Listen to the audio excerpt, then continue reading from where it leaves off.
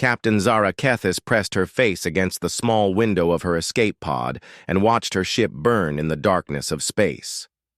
The Star's Edge had been her home for 8 years, and now it was nothing but twisted metal and floating debris.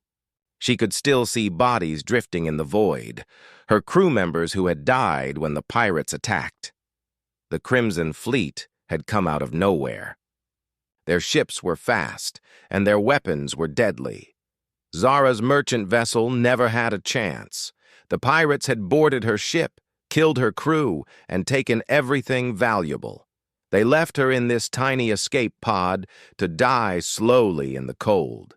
Emptiness of space. Her hands shook as she checked the life support systems. The small screen showed red warning lights everywhere. 3 days of oxygen left, maybe 4 if she slowed her breathing. The water recycler was damaged and making strange noises. The heating system worked, but barely. She was going to die out, here, alone, and forgotten. Zara had sent out distress signals on every frequency she could reach. She knew it was pointless. In this part of the galaxy, no one came to help strangers. The unwritten rule was simple. If you were weak enough to get attacked, you deserved to die. Rescue missions cost money and time. Most species in the galaxy followed the same cold logic. Help others, and you might become a target yourself. The Valerian Coalition, her own government, had clear policies about rescue operations. They only saved important people or valuable cargo. A simple merchant captain like Zara was not worth the fuel it would take to reach her. She had seen the reports before. Distress signals were logged and filed away. No one ever came. She floated in her pilot seat, staring at the communication panel. The radio crackled with static and empty silence. Sometimes she heard distant voices from trading ships or patrol vessels, but they were too far away to detect her weak signal. Even if they could hear her, they would probably ignore her call for help. The pirates had been thorough in their attack. They took her cargo of rare minerals, her crew's personal belongings, and even the ship's emergency supplies. They killed everyone except her, and only left her alive by accident. She had been in the engine room when they boarded.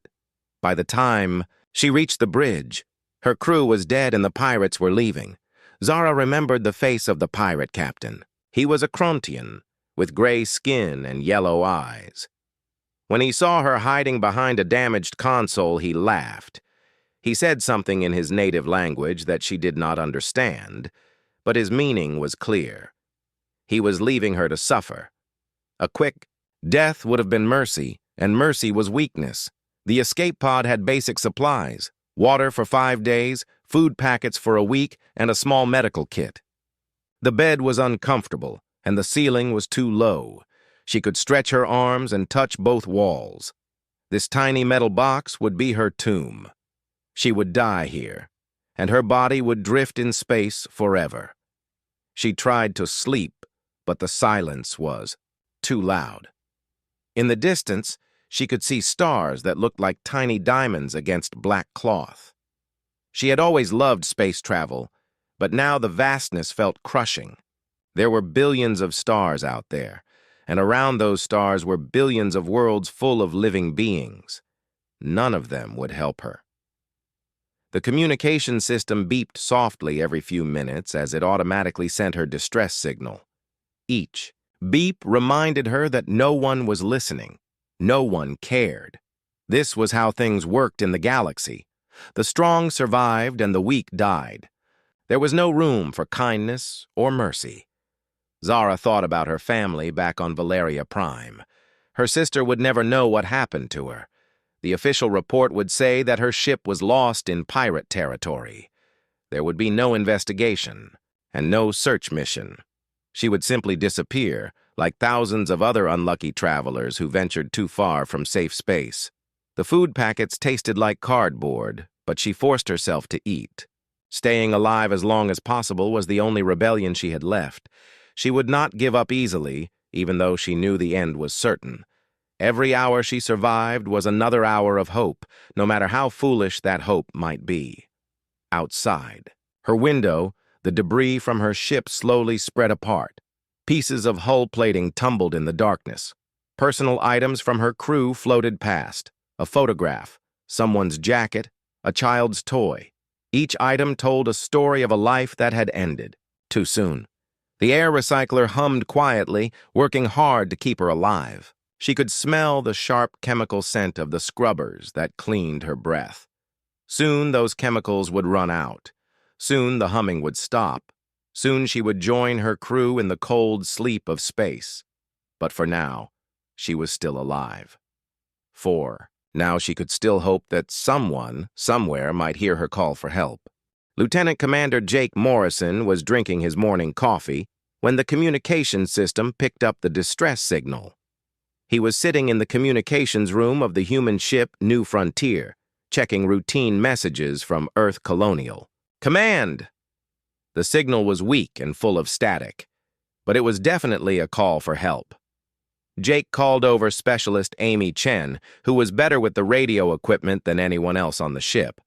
Amy was young but smart, and she could clean up even the worst signals. She worked her magic on the controls, adjusting frequencies and filtering out background noise. After 20 minutes of work, Amy managed to make the signal clear enough to understand.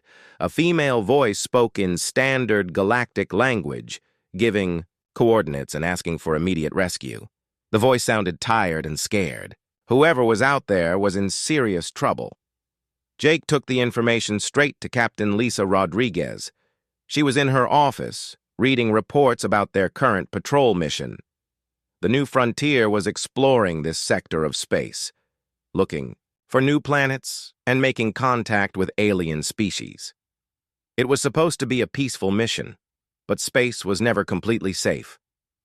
Captain Rodriguez listened to the cleaned-up distress signal twice. She asked Jake about the location and how long it would take to reach the coordinates. Jake checked his navigation charts and told her it would be a 6-hour detour from their planned route. The signal was coming from a dangerous area where pirates often attacked merchant ships. Rodriguez called a quick meeting with her senior officers. Chief Engineer Ben Parker worried about fuel consumption. The detour would use up their emergency reserves. Security Chief Tom Williams pointed out that pirates might still be in the area. Dr. Kate Sullivan wanted to know if they had enough medical supplies to help whoever they might find. The discussion was short. In human culture, there was really no debate needed. Someone was in trouble and asking for help. That meant humans would respond, regardless of the cost or danger. It was as simple as that. Other species might calculate risks and benefits, but humans followed their hearts. Rodriguez made her decision quickly. She ordered Jake to set course for the distress signal immediately. She told Ben to push the engines as hard as safely possible. She asked Kate to prepare the medical bay for any kind of emergency. The entire crew began working together to mount a rescue mission. The New Frontier changed course and jumped to hyperspace. While they traveled, Jake tried to contact the person, sending the distress signal. He wanted to let them know that help was coming, but the signal was too weak for two-way communication. All they could do was hope they would arrive in time. Rodriguez walked through the ship, checking on her crew. Everyone was focused on the rescue mission. No one questioned the decision to help a stranger. No one complained about the extra work or the potential danger. This was what humans did. They helped people who needed help. Ben Parker worked in the engine room, making sure they had enough power to reach the coordinates quickly. He had been an engineer for 15 years, and he understood that rescue missions always required everything the ship could give. He pushed the engines to their maximum safe speed. Dr. Sullivan prepared medical equipment for treating an unknown alien species. She did not know what kind of creature they were trying to save, so she got ready for anything. Her medical bay had supplies for treating most known species in the galaxy. If she could not help directly, she could at least keep someone alive, until they reached a proper hospital. Jake stayed in the communication room, monitoring all frequencies. He hoped to hear something that would tell them more about the situation. Were there pirates nearby? Was the victim seriously injured? How much time did they have? The radio stayed mostly silent, which could be good news or bad news. Captain Rodriguez thought about her crew and their mission. Officially, they were supposed to avoid unnecessary risks. Earth Colonial Command wanted them to focus on exploration and mapping. Getting involved in local conflicts was discouraged. But Rodriguez knew that orders from headquarters could not override basic human decency. The crew of the New Frontier came from different backgrounds and countries on Earth. Jake was from Texas, Amy was from California, Ben was from Ireland, Kate was from Canada, and Tom was from New York. But they all shared the same human values. They all believed that life was precious and that helping others was the right thing to do. As they traveled through hyperspace, Rodriguez wondered what they would find when they dropped back into normal space. Would they arrive in time? Would the victim still be alive? Were they flying into a trap set by pirates? These questions did not change her decision, but they made her extra careful about planning the rescue. The ship's computer calculated their arrival time at 4 hours and 37 minutes. Rodriguez hoped that would be fast enough. She had seen too many rescue missions that arrived just minutes too late. Every second counted when someone was dying alone in space. Amy continued monitoring the distress signal during their journey. The signal was getting stronger as they got closer, which was a good sign. It meant the person was still alive and their equipment was still working. Amy tried different ways to boost their communication power, hoping to make contact before they arrived. The New Frontier raced through space toward an unknown emergency. The crew did not know who they were trying to save or why that person needed help. They only knew that someone was in trouble, and that was enough reason for humans to risk everything. Zara woke up to the sound of her life support system failing. The air recycler was making grinding noises, and the oxygen level was dropping faster than before. She had maybe 6 hours left, probably less. Her water had run out completely, and her lips were dry and cracked. She had been drifting in space for almost 3 days. The loneliness was worse than the fear of dying. She had talked to herself just to hear a voice, any voice.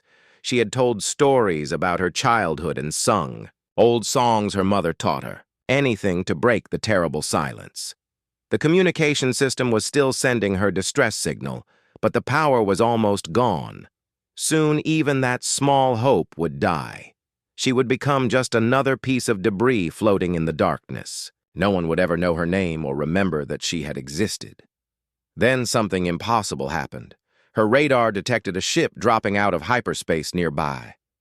Zara stared at the screen, thinking her oxygen-starved brain was playing tricks on her. But the readings were real. A large vessel had arrived at her coordinates and was moving toward her position. Her first thought was terror. Pirates had probably returned to strip her escape pod of any remaining supplies. They would take her emergency equipment and leave her to die even faster, or maybe they would just shoot her pod and end her suffering quickly. Either way, her nightmare was about to get worse. The ship was getting closer.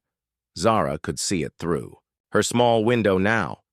It was bigger than most pirate vessels and had a strange design she did not recognize.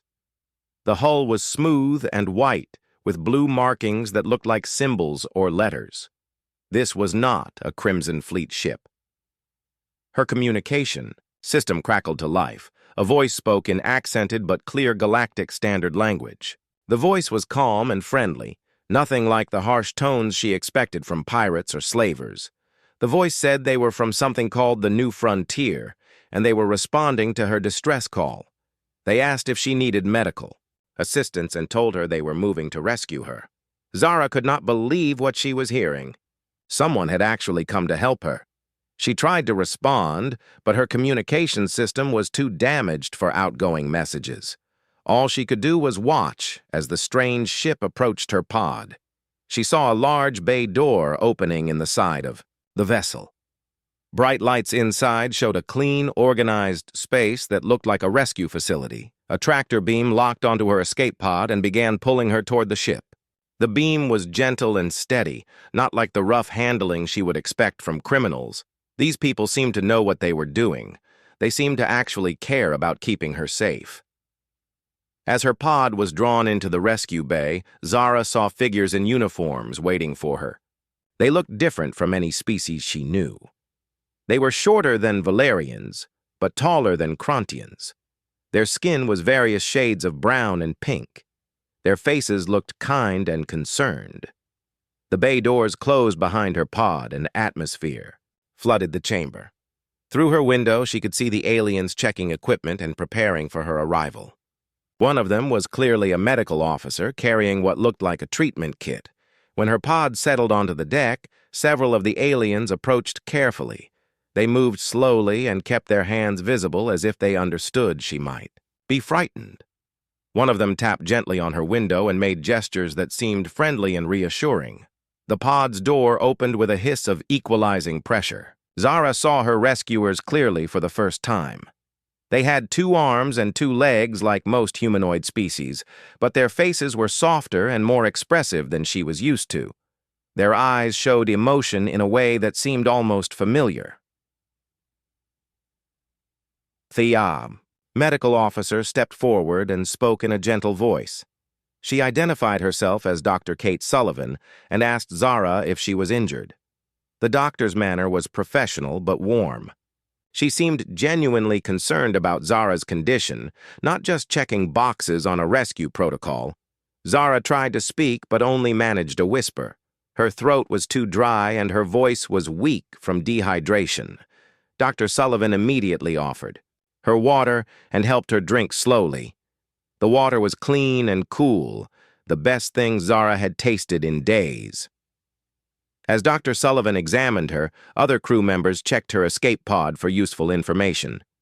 They worked efficiently but respectfully, treating her belongings with care. One of them found her personal data pad and asked permission before accessing it. The courtesy surprised Zara. A female officer with captain's insignia approached and introduced herself as Lisa Rodriguez. She explained that they had detected Zara's distress signal and come to help. She asked what had happened and if there were other survivors who needed rescue. Zara managed to explain about the pirate attack and the death of her crew. Captain Rodriguez listened with obvious concern and sympathy. When Zara finished her story, the captain assured her that she was safe now and that they would take her to the nearest medical facility. Dr. Sullivan helped Zara to her feet and supported her as they walked toward the medical bay. Zara's legs were weak from 3 days in the cramped pod, but the doctor was patient and encouraging. The other crew members they passed all nodded respectfully or offered words of welcome. The medical bay was clean and well-equipped. Dr. Sullivan helped Zara onto an examination table and began treating her dehydration with an IV drip. The fluid felt wonderful as it flowed into her system. For the first time in days, Zara began to believe she might actually survive. As Dr. Sullivan worked, she explained that they were humans from a planet called Earth. They were exploring this region of space and making contact with other species. When they heard Zara's distress call, they immediately came to help. The doctor spoke as if this was completely normal behavior. Zara had never heard of humans before, but their actions spoke louder than words. They had risked their own safety to save a complete stranger. They expected nothing in return and seemed genuinely happy to help. This was unlike anything she had ever seen in galactic civilization. Zara spent 2 days recovering in the medical bay of the new frontier. Dr. Sullivan treated her dehydration and malnutrition with care and patience. The human doctor checked on her every few hours, always asking how she felt and if she needed anything. This level of attention was completely foreign to Zara's experience. On the 2nd day, Captain Rodriguez visited her in the medical bay. The human captain brought a cup of something called tea and sat down beside Zara's bed. Rodriguez explained that they were taking her to the nearest Valerian outpost, which was 4 days away. She wanted to make sure Zara was comfortable with this plan. Zara asked why the humans had rescued her. The question seemed to confuse Captain Rodriguez, as if the answer should be obvious. Rodriguez said that someone was in trouble and needed help, so they helped. She spoke about something called search and rescue protocols, as if saving strangers was a normal part of space travel. This conversation troubled Zara deeply. In her experience, no species helped others without expecting something in return. Rescue operations were expensive and dangerous. Most governments only authorized them for valuable citizens or important cargo. The idea that anyone would risk their lives for a stranger was almost impossible to believe. Rodriguez seemed to sense Zara's confusion. She explained that humans had only recently joined galactic civilization. They were still learning about other species and their customs. She asked Zara to tell her more about how rescue operations normally worked in this part of space. When Zara explained that most species ignored distress calls from strangers, Rodriguez looked shocked. She asked why civilized beings would abandon people who needed help. Zara tried to explain the practical reasons: limited resources, personal safety, government policies, and the basic rule that helping others made you a target. The human captain listened carefully but clearly did not understand. She said that humans had something called the Coast Guard on their home planet. This organization existed only to rescue people in danger, regardless of who they were or why they needed help. She talked about it as if this was a normal thing, that every civilization should have. Over the next few days, Zara talked with other members of the human crew. Each conversation taught her more about these strange aliens and their impossible values. Engineer Ben Parker told her about how human ships always responded to distress calls, even if it meant delaying important missions or using extra fuel. Communications Officer Amy Chen explained that human ships maintained constant watch on emergency frequencies. They had special equipment designed to detect weak distress signals from great distances. Amy seemed proud of this capability, as if saving lives was more important than any other mission. Security Chief Tom Williams described human military doctrine, which included protecting civilians of all species. He said that human warships often escorted merchant convoys through dangerous space, asking for nothing in return. This behavior made no sense to Zara, who knew that military protection always came with a price. Dr. Sullivan shared stories from her medical training on Earth. She had learned to treat patients from dozens of different species, even though humans had never met most of these aliens before joining galactic society. The doctor studied alien biology specifically so she could help anyone who might need medical care. Each story Zara heard challenged everything she thought she knew about survival and civilization. Humans seemed to believe that helping others was not just good behavior, but a responsibility. They acted as if the survival of strangers was as important as their own survival. Captain Rodriguez showed Zara the ship's library, which contained detailed information about rescue techniques for different environments and species. The humans had studied how to save people in space, on planets, in atmosphere, and underwater. They had equipment designed specifically for rescue operations, not for fighting or making profit.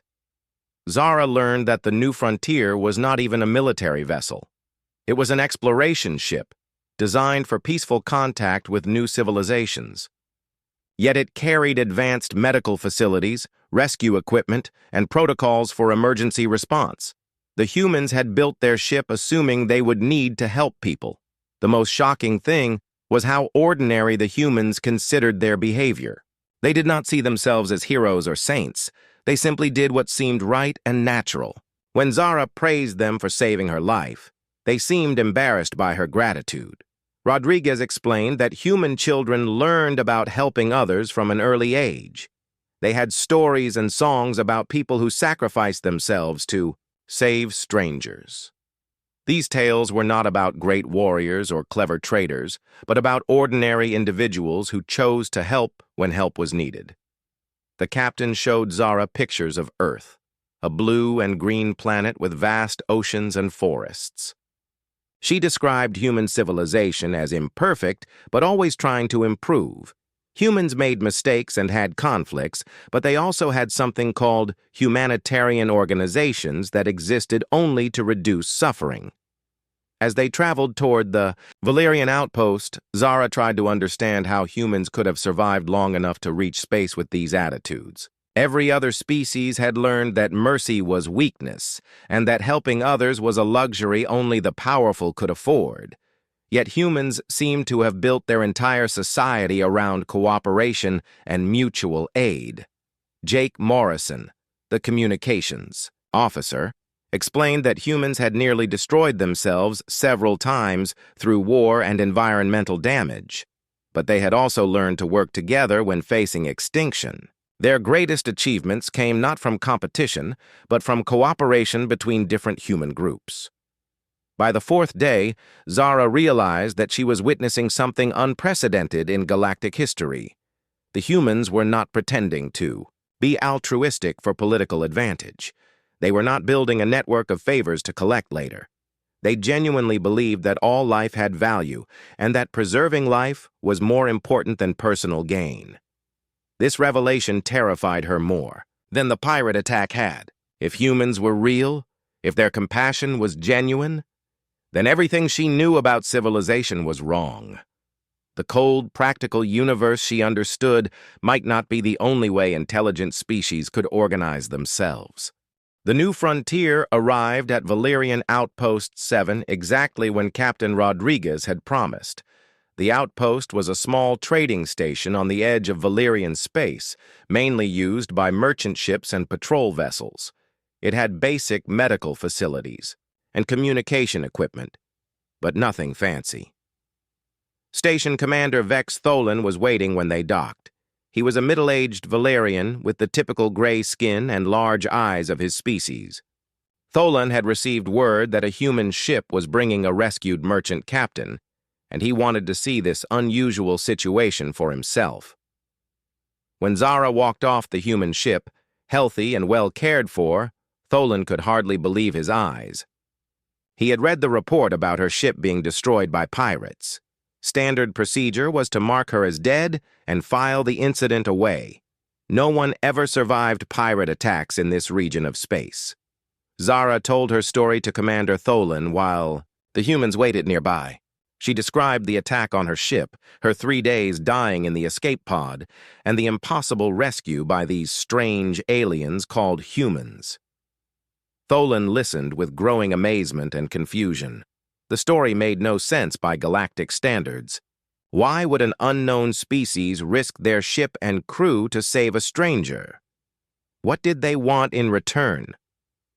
Tholen asked Captain Rodriguez these questions directly, and her answers only deepened his confusion.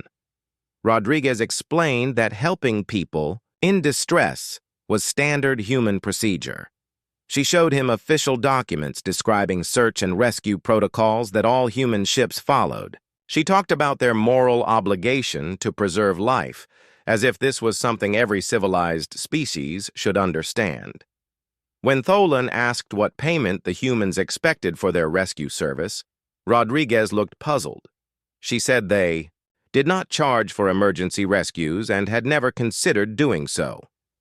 The idea of making profit from someone's suffering seemed to disturb her greatly. Commander Tholen sent a detailed report to Valerian High Command immediately. He included Zara's testimony, the human ship's logs, and his own observations about these unusual aliens. He recommended that the Valerian government investigate this human species more thoroughly. Within hours, Zara's story was spreading through official channels across Valerian space. Military commanders, government officials, and trading company executives all heard about the impossible rescue. Most refused to believe it at first. Some assumed the humans had ulterior motives that would become clear later. The story reached other species as well. Crontion intelligence services intercepted Valerian communications and began analyzing the human threat. Zephyrian merchants heard rumors about aliens who rescued competitors instead of robbing them. Each species tried to understand human behavior through their own cultural lens. News networks picked up the story within days. Reporters from dozens of worlds wanted to interview Zara about her experience with the mysterious humans. She found herself explaining over and over that the humans had genuinely helped her without expecting anything in return. Most journalists assumed she was lying or confused. They kept asking what the humans had really wanted. When Zara insisted that the humans had been completely altruistic, the reporter suggested she might be suffering from psychological trauma that affected her memory. Academic experts were equally skeptical. Xenobiologists explained that altruistic behavior toward other species was evolutionarily impossible. Political scientists argued that no government would authorize expensive rescue missions for foreigners. Economists calculated that such behavior would bankrupt any civilization within generations. But more reports began coming in from across the galaxy. A Zephyrian mining ship reported being rescued by humans after an asteroid collision.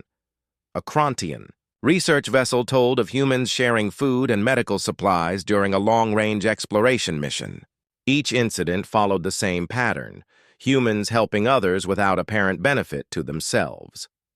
The Galactic Trade Federation began investigating these human rescue activities. They suspected the humans were using rescue operations to gain intelligence about other species' technology and military capabilities. A special committee was formed to study the potential threat these altruistic aliens might represent. Military leaders from several species held secret meetings to discuss the human problem. If humans really were as helpful as they seemed, they could destabilize the entire galactic order. Civilizations were built on the assumption that everyone acted in their own self-interest. Genuinely altruistic behavior could change everything.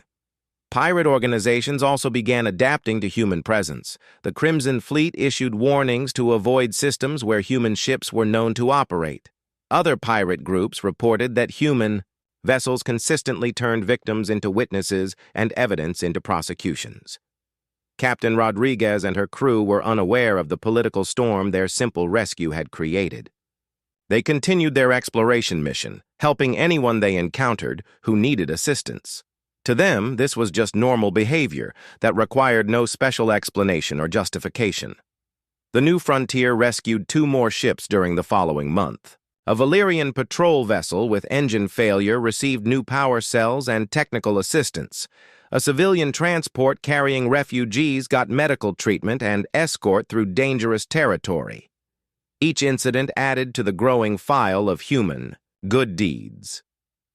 Zara remained on Valyrian Outpost 7, officially debriefing with government investigators, but actually serving as an informal ambassador between her people and the humans. She answered hundreds of questions about human behavior, technology, and apparent motivations.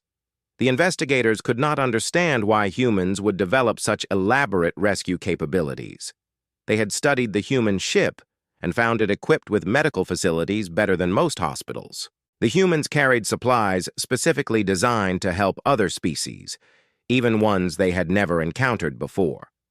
Dr. Sullivan had provided Zara with enough medical supplies to treat 12 patients. Captain Rodriguez had given her detailed star charts of safe routes through pirate territory. Engineer Parker had repaired her personal communicator and upgraded its emergency beacon. None of these gifts came with conditions or expectations.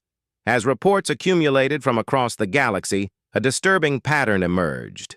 Humans were not just rescuing people occasionally. They were systematically responding to every distress call they detected. Their ships carried rescue equipment as standard gear. Their crews trained for emergency response as routine procedure. This behavior was so foreign to galactic civilization that most species could not accept it was real. There had to be a hidden agenda, a secret purpose, some explanation that made sense according to normal rules of survival and competition. But as months passed and more evidence accumulated, some leaders began to consider an impossible possibility. What if humans really were different? What if compassion could be a strength rather than a weakness? What if the galaxy's assumptions about intelligent behavior were wrong? 6 months after Zara's rescue, the Galactic Council called an emergency session to address what they termed the human anomaly. Representatives from 47 species gathered on the neutral world of Nexus Prime to discuss the growing reports. of human altruistic behavior. The council chamber was a massive dome filled with delegates from across known space. Each species had their own section with environmental controls suited to their biology. The air was thick with tension as beings, who rarely agreed on anything, tried to understand the human threat. Chancellor Vorth of the Krontian Empire spoke first.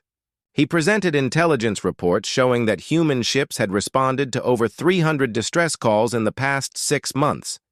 Each rescue followed the same pattern. Humans arrived quickly, provided aid without payment, and left without demanding anything in return. Ambassador Thess of the Zephyrian Federation argued that this behavior was clearly a deception. No species could survive in space while wasting resources on strangers. She proposed that humans were gathering intelligence for a future invasion, using rescue operations as cover for military reconnaissance. The Valerian representative, Admiral Kex, defended the humans based on Zara's testimony and subsequent interactions. He explained that human behavior appeared genuine and that their rescue capabilities were clearly designed for humanitarian purposes rather than military advantage. Arguments raged for hours as delegates tried to explain human behavior in terms they could understand. Some species believed humans were building a network of obligation to control other civilizations. Others thought they were gathering biological samples for weapons research. A few suggested humans might be mentally defective. The debate was interrupted when news arrived of another human rescue. The passenger liner Star of Andros had suffered catastrophic system failure while carrying 800 civilians from 5 different species. The nearest ship was a human exploration vessel called the Pioneer. Real-time communications showed the Pioneer immediately changing course to assist the liner. Human rescue teams worked for 18 hours straight to evacuate passengers and repair critical systems. They saved every single life aboard the Star of Andros, including the ship itself. Council delegates watched the rescue footage in stunned silence. The humans worked with efficiency and dedication that surpassed anything the galaxy had seen. They treated alien passengers with the same care they would give their own species.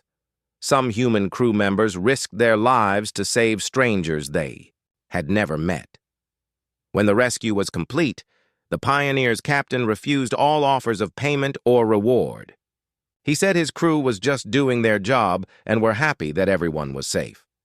The simplicity of his words contrasted sharply with the complex political theories being debated in the council chamber. Dr. Elena Vasquez, humanity's first ambassador to the Galactic Council, was invited to address the assembly. She was a xenobiologist who had studied alien cultures since first contact. Her calm, professional manner impressed many delegates who had expected aggressive or deceptive behavior. Dr. Vasquez explained that human altruism was not a political strategy, but a biological and cultural trait. She described how human evolution had favored cooperation and mutual aid. She showed examples of human organizations that existed solely to help others, including their own species. The ambassador presented research showing that human crews performed better when they included members from other species. Ships with diverse crews reported higher efficiency, lower conflict, and greater innovation. Humans did not just tolerate differences but actively benefited from them. Some delegates accused humans of lying about their motivations. Dr. Vasquez calmly invited them to visit human worlds and observe their society directly. She offered to provide unrestricted access to human medical facilities, rescue organizations, and military protocols. Chancellor Vorth demanded to know why humans would waste resources helping competitors and potential enemies. Dr. Vasquez explained that humans did not view other species as competitors but as potential partners. She said diversity made everyone stronger and that cooperation produced better results than conflict. The Zephyrian delegate asked about human military capabilities. Dr. Vasquez admitted that humans had weapons and defenses but preferred to use their technology for exploration and rescue. She showed footage of human military vessels conducting humanitarian missions instead of conquest. As the debate continued, more rescue reports arrived. Human ships had saved a Krontian mining crew from a collapsing asteroid. A human medical team was treating plague victims on a remote colony. Human engineers were helping repair orbital stations damaged by solar storms. Each incident followed the same pattern that was becoming familiar to galactic observers. Humans responded immediately to any call for help. They provided aid efficiently and professionally. They refused payment and left as soon as their help was no longer needed. Some delegates began to consider the possibility that human behavior was genuine. If humans really were naturally altruistic, it could explain their rapid technological development. Cooperation might be more effective than competition for advancing civilization. The Nexari delegate, representing one of the galaxy's oldest species, stood to address the council. She said her people had observed thousands of civilizations over millions of years. Most followed predictable patterns of competition and self-interest. Humans were the first species she had seen that consistently helped others without apparent benefit. Other ancient species confirmed this observation. The eternal collective and the void. Walkers both reported that human behavior was unprecedented in their long experience. They suggested that humans might represent a new evolutionary development in intelligent life. The council session ended without reaching any formal conclusions. Some species remained convinced that humans were deceiving everyone for hidden purposes. Others began to believe that human altruism might be real.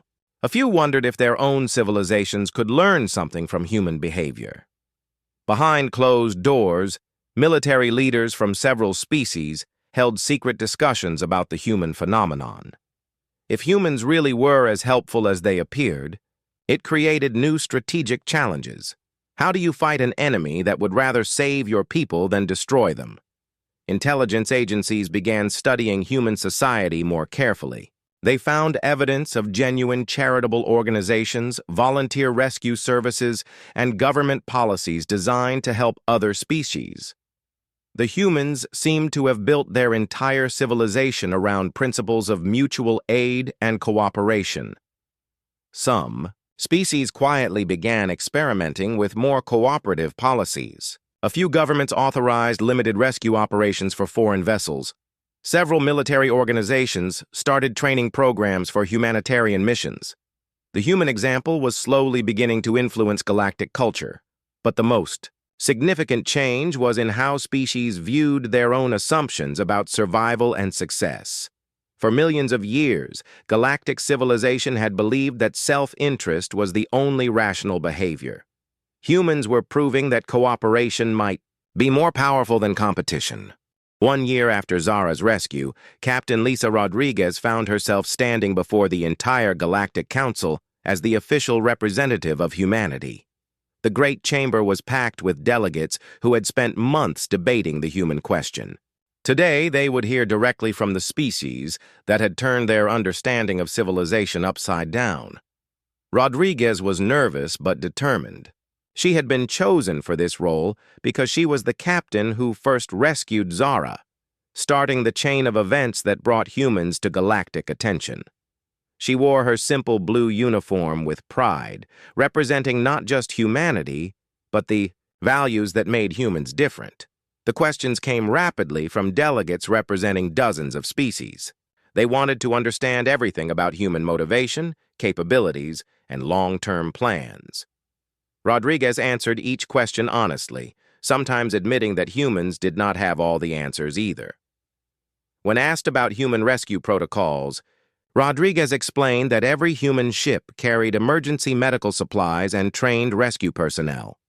She said this was not unusual or expensive, but simply good preparation. Humans assumed they would encounter people who needed help, so they prepared to provide that help. Chancellor Vorth of the Krontian Empire asked the question that everyone was thinking. Why would humans risk their lives and resources to help strangers, who might become enemies later? Rodriguez paused before answering, trying to find words that would make sense to beings who had never experienced genuine altruism. She explained that humans believed all intelligent life had value. Helping others was not a political calculation, but a moral obligation. She said that humans were stronger when everyone around them was healthy and safe. Fear and suffering created problems that affected everyone, while cooperation and mutual aid created benefits for all. The Zephyrian delegate demanded proof that human altruism was genuine and not a cover for military expansion. Rodriguez invited them to examine human colonies, military bases, and government records. She offered to let any species send observers to live among humans and study their society firsthand. Dr. Elena Vasquez, now serving as Earth's chief ambassador, presented research that shocked the Council. Human ships with mixed crews outperformed single-species vessels in every category measured. Diverse teams solved problems faster, made fewer mistakes, and showed greater innovation than homogeneous groups. The data challenged fundamental assumptions about species interaction.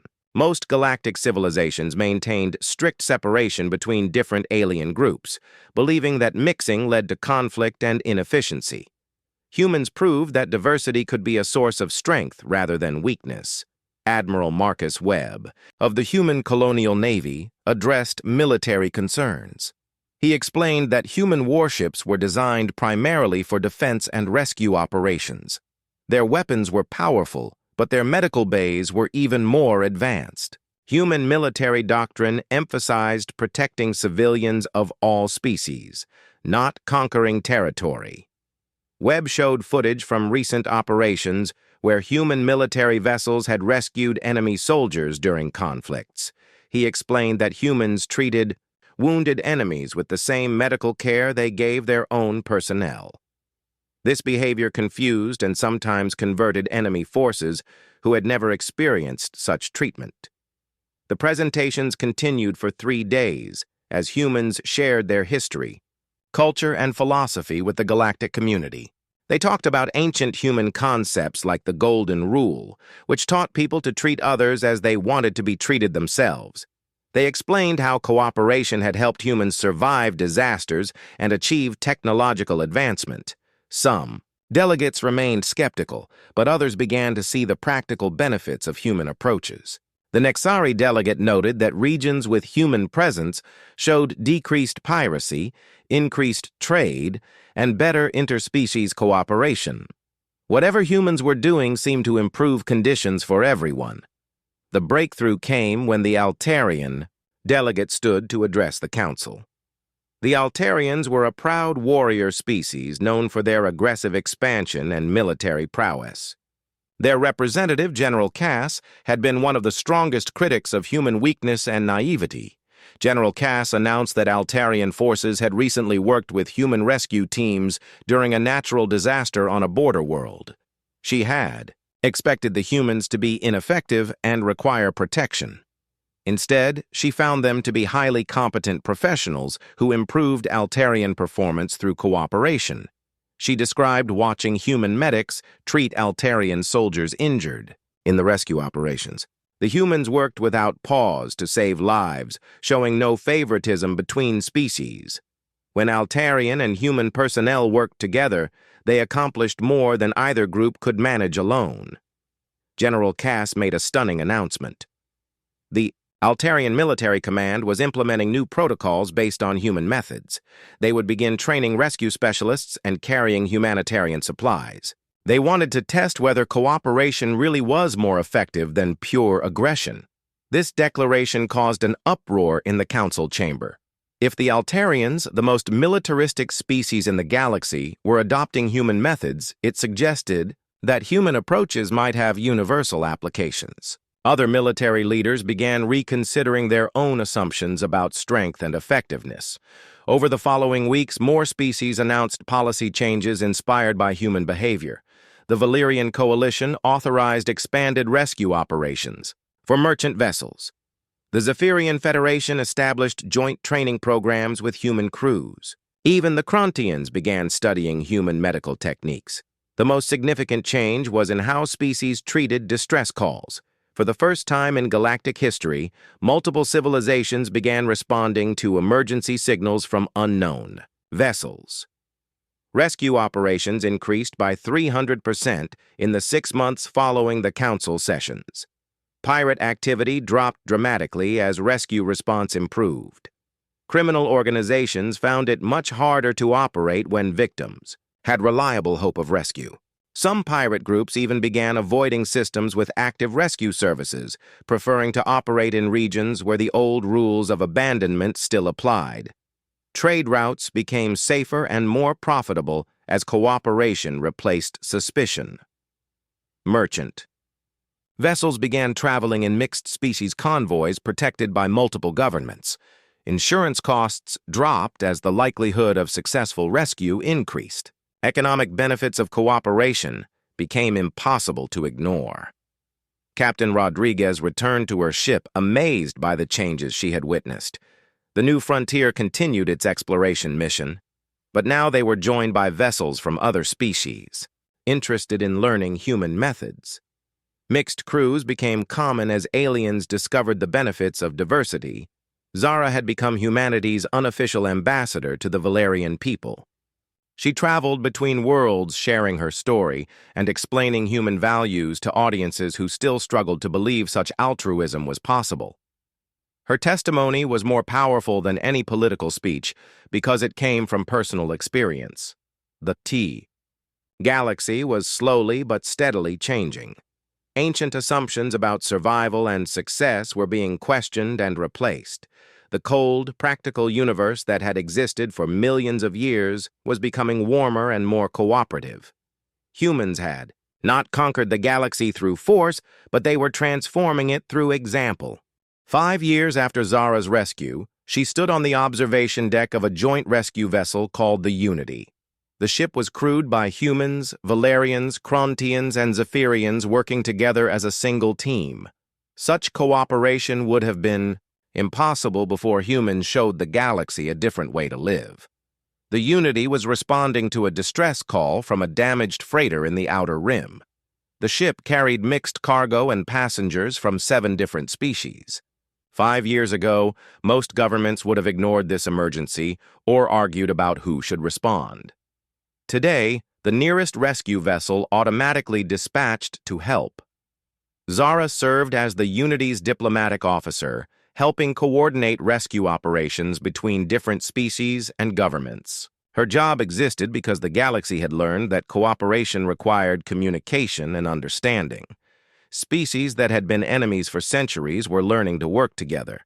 Captain Jake Morrison, formerly of the New Frontier, commanded the Unity.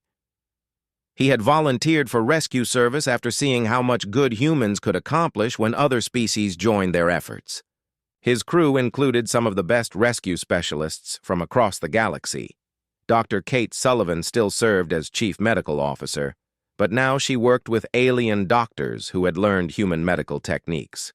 The ship's medical bay could treat dozens of species simultaneously using protocols developed through interspecies cooperation. Medical knowledge shared between cultures had advanced treatment for everyone. The rescue operation proceeded smoothly, using procedures that had become standard across civilized space. Mixed teams worked efficiently together, with each species contributing their unique strengths to the mission. Communication was clear and professional, with none of the suspicion that had once poisoned interspecies relations. The damaged freighter's crew included Altarian merchants who thanked their rescuers in perfect galactic standard. 5 years ago, Altarians would have fought rather than accept help from aliens. Today, they served on rescue teams themselves and understood the value of cooperation over conflict. As the Unity completed its mission, Zara reflected on how much the galaxy had changed since her desperate days floating in an escape pod. The transformation had not been easy or universal, but it was real and growing stronger every year. The Galactic Rescue Service now operated hundreds of ships staffed by mixed crews from dozens of species. Emergency response times had improved dramatically as governments learned to coordinate their efforts instead of competing with each other. Millions of lives had been saved by following the human example of helping anyone who needed assistance. Trade had flourished as trust replaced suspicion between species. Mixed crews on merchant vessels reduced piracy and improved efficiency. Economic cooperation had created prosperity that benefited everyone, proving that human ideas about mutual benefit were not just moral but practical. Educational exchanges had spread human values throughout galactic civilization. Young aliens studied on human worlds and learned about concepts like charity, volunteer service, and humanitarian aid. When they returned home, they brought these ideas with them and slowly changed their own cultures. Some species had changed more than others. The Altarians had transformed from pure warriors into warrior protectors who used their strength to defend the weak. The Zephyrians had discovered that their trading skills improved when customers trusted them to be fair and honest. Even the Krontians, traditionally the most suspicious and aggressive species, had begun experimenting with cooperation. Their military had established humanitarian divisions that worked alongside human forces in disaster relief operations. Old enemies were becoming new allies through shared service to others. The changes were not limited to governments and military organizations. Individual citizens across the galaxy had begun volunteering for community service, donating to charity, and helping neighbors in need. Human concepts of social responsibility were spreading naturally as people discovered the personal satisfaction of helping others. Piracy had not disappeared but had decreased significantly. Many former criminals had found legitimate work in the expanded shipping industry or even joined rescue services. Some pirate organizations had transformed themselves into security companies that protected merchant vessels for fair payment. The Crimson Fleet, the same pirates who had killed Zara's crew, had been captured during a failed raid on a convoy protected by mixed-species security forces. Their leader was serving time in an Altarian rehabilitation facility that used human methods to reform criminals rather than simply punishing them. Captain Rodriguez, now an admiral in the Earth Colonial Navy, continued to serve as humanity's military representative to the Galactic Council. She often spoke about the early days when humans were viewed with suspicion and fear. Those days seemed like ancient history to younger officers who had grown up in the new cooperative galaxy. The new frontier had been retired to a museum on Earth, where visitors from dozens of worlds came to see the ship that started the transformation. School children learned about the rescue of Zara as the moment when the galaxy began to change from a place of fear and competition to one of hope and cooperation. Dr. Elena Vasquez had become the director of the Galactic Institute for Cooperative Studies, an organization that researched how different species could work together more effectively. Her work had helped establish the protocols and procedures that made mixed crews and joint operations possible. Not every species had embraced human values completely. Some governments still operated under the old rules of pure self-interest, but even they could not ignore the economic and social benefits that cooperation had brought to their neighbors. Pressure for change came from their own citizens who wanted the prosperity and security that cooperation provided. The galaxy still faced challenges and conflicts, but now they were handled differently. Disputes were resolved through negotiation and mediation rather than warfare. When conflicts did arise, they were contained quickly by cooperative intervention from multiple species working together. Young people across the galaxy grew up expecting help when they needed it and knowing they should help others in return. The cynical assumption that everyone acted only for personal benefit was being replaced by a new understanding that cooperation benefited everyone. Zara often wondered what would have happened if the new frontier had not detected her distress signal. Would the galaxy have eventually discovered cooperation on its own, or would it still be trapped in cycles of competition and conflict? She could never know for certain, but she was grateful for the chance to help build a better future. As the Unity completed its rescue mission and prepared to return to base, Zara looked out at the stars and smiled. Somewhere in that vast darkness, other ships crewed by beings from different worlds were working together to help anyone who needed assistance. The galaxy had learned humanity's greatest lesson. No one should die alone in the dark when help is possible. The transformation was not complete and might never be finished, but it was real and growing stronger. Humans had given the galaxy something it had never known it was missing. Hope that tomorrow could be better than today through the simple act of caring for each other.